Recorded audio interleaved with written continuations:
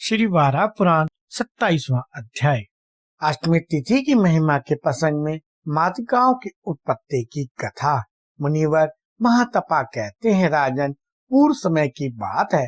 भूमंडल पर एक महान पराक्रमी राक्षस था, जिसकी अंधक नाम से ख्याति थी। ब्रह्मा जी के द्वारा वर प्राप्त कर उसका अहंकार चरम सीमा पर पहुंच गया था। सभी देवता उसके अधीन हो गए थे। उसकी सेवा असहम होने के कारण देवताओं ने सुमेरु पर्वत छोड़ दिया और उस दानव के भय से दुखी होकर वे ब्रह्मा जी की शरण में गए। उस समय वहां आए हुए प्रधान देवताओं से पितामह ने कहा, सुरगणों, कहो तुम्हारे आने का क्या प्रयोजन है? तुम क्या चाहते हो? देवताओं ने कहा, जगतपते, आप चतुर्मुख एवं जगत पितामह हैं।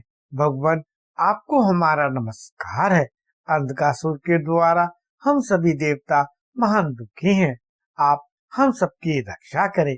ब्रह्मा जी बोले, श्रेष्ठ देवताओं, अंधकासुर से रक्षा करना मेरे वश की बात नहीं है। हाँ, महाभाग शंकर जी अवश्य समर्थ है।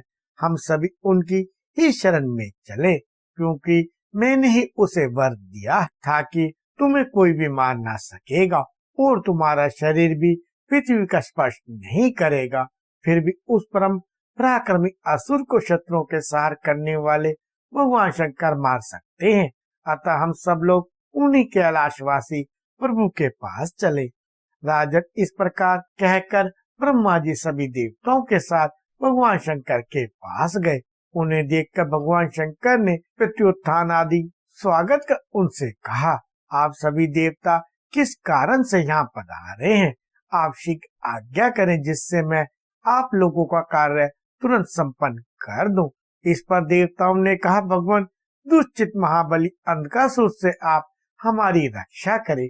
अभी वे ऐसा कह ही रहे थे कि विशाल सेना लिए अंधकासुर वहां आ धमका।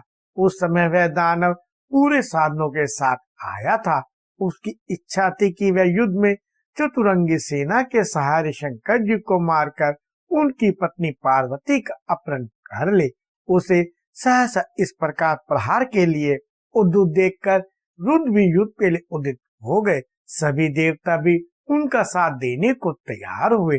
फिर उन प्रभु ने वासुकी, तक्षक और धनंजय को स्मरण किया और उन्हें क्रम से अपना कंकड़ और करगनी बनाया। इतने में नील नाम से प्रसिद्ध एक प्रधान दैत्य हाथी का रूप धारण कर भगवान शंकर के पास आया।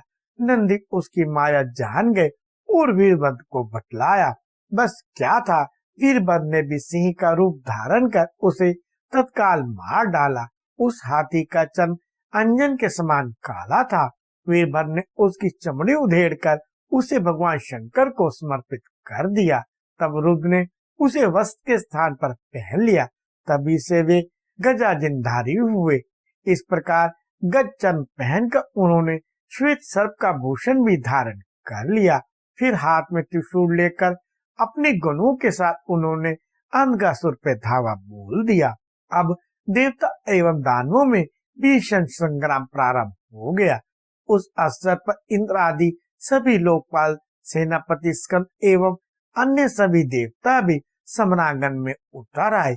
यह स्थिति देखकर नारद जी तुरंत भगवान नारायण के पास गए और बोले, भगवान, कैलाश पर देवताओं का दानवों के साथ घोर युद्ध हो रहा है।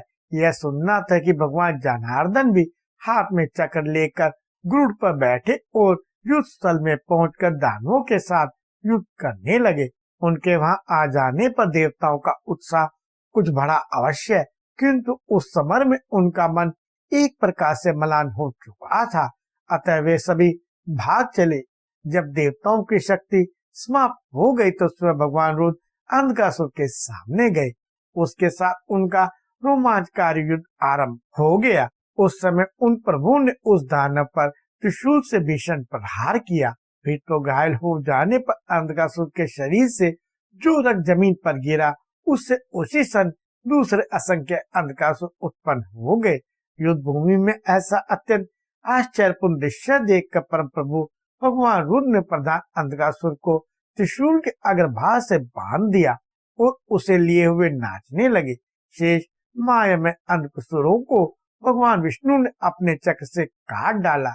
शूलप्रोत प्रधान अंधकासुर के शरीर से रक्त की धारा अब भी निरंतर प्रभावित हो रही थी। अतः रुद्र के मन में भीषण क्रोध अग्नि भड़क उठी, जिससे उनके मुख से अग्नि की ज्वालाएं बाहर निकलने लगी। उस ज्वाला ने एक देवी का रूप धारण कर लिया, जिसे लोग योगेश्वरी कहने लगे। इसी प्रकार भगवान विष्णु ने भी अपने रूप के सदृश ज्वाला द्वारा अन्य शक्ति का निर्माण किया। ऐसे ही ब्रह्मा, कार्तिकेय, इंद्र, यम, वारा, महादेव, विष्णु और नारायण, इनके प्रभाव से 8 मातृकाएं प्रकट हो गई। जब श्री हरि ने पृथ्वी पर उद्धार करने के लिए वारा रूप धारण किया था, उस समय जिन्हें अपनाया वे वारा ही हैं। इस प्रकार ब्रह्मी, कुमारी, वैष्णवी, वाराई, यमी, योगेश्वरी, महेश्वरी और महेंद्री, ये 8 मातृकाएं हैं। क्षेत्रज्ञ श्री हरि ने जिनका जिस कारण से निर्माण हुआ था, उसी पर विचार करके उनका वही नाम रख दिया।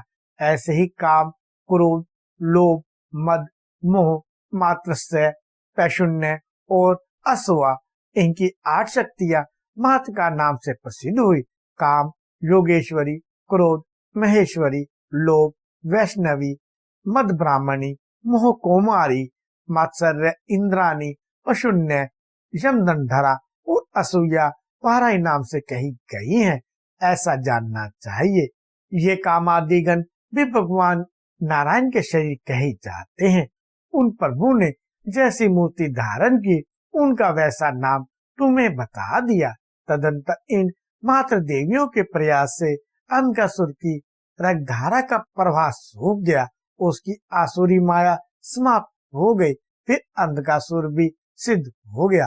राजन, मैंने तुमसे यह आत्मविद्या अमृत तत्व का वर्णन किया है। मातृकाओं की उत्पत्ति का यह कल्याणकारी प्रसंग जो सदा सुनता है, ये माताएं उसकी प्रतिदिन सभी प्रकार से रक्षा करती हैं। राजेंद्र, जो मुख से इन मातृकाओं के जन्म चरित्र का पाठ करता है, वह इस लोक में सर्वदा धन्यवाद का पात्र माना जाता है। अंत में उसको भगवान शिव के लोक की प्राप्ति सुलभ हो जाती है। महाभाग ब्रह्मा ने उन मातृकाओं के लिए उत्तम अष्टमी तिथि प्रदान की है। मनुष्य को चाहिए कि इस तिथि में बिल्व के आहार पर रहकर भक्ति पूर्वक सदा इनकी पूजा करे। इससे परम संतुष्ट होकर ये मातृकाएं उसका कल्याण एवं आरोग्य प्रदान करती हैं।